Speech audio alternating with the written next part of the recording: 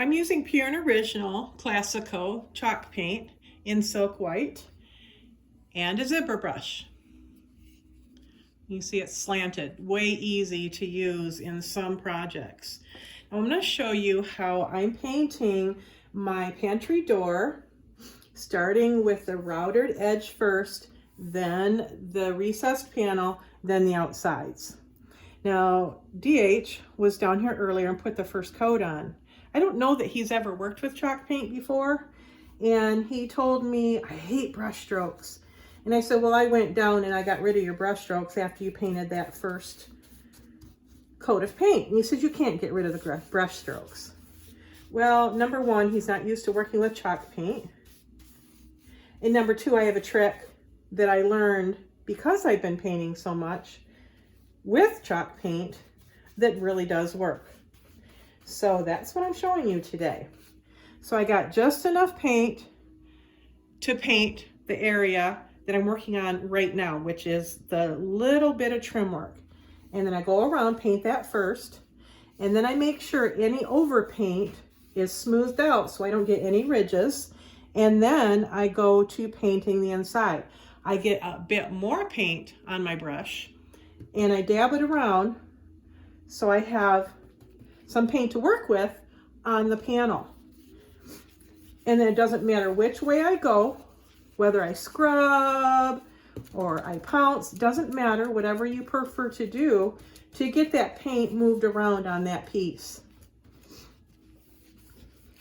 Since there is a bit of grain, I have to do a little bit more work to get it worked around in there.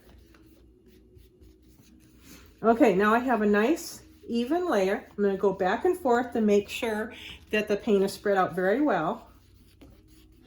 And then, now that most of the paint's out of my brush, I'm going to go over it and lightly brush it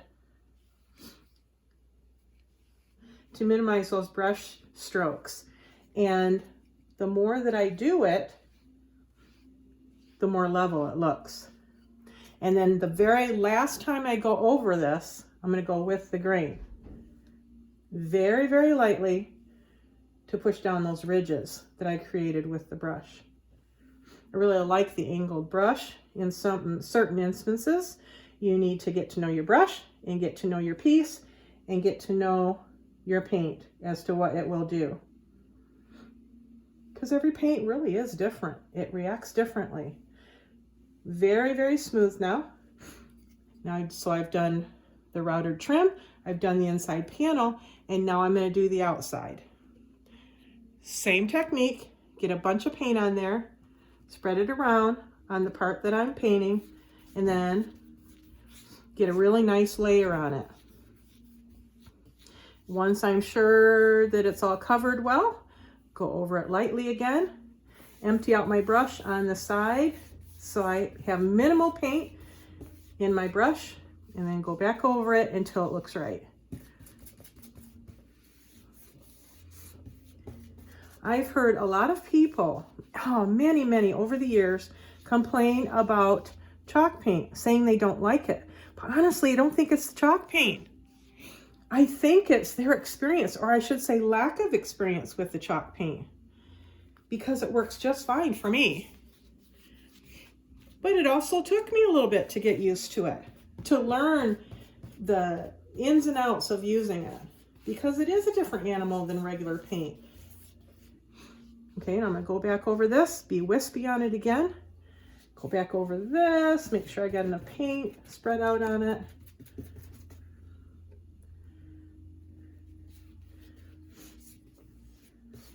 Now when I am getting rid of the brush strokes and my final strokes, I use it this way. When I'm trying to get it down into the grain, I turn it so I have a little bit more power behind my brush. I turn it long ways. Get that down in that grain. And then wispy, wispy, and wispy. Smooth it out. And then I check it all over, make sure I have no drips in the corners. Once again, get rid of those, and then I'm good to go. No brush strokes. It does help to have a good quality paint.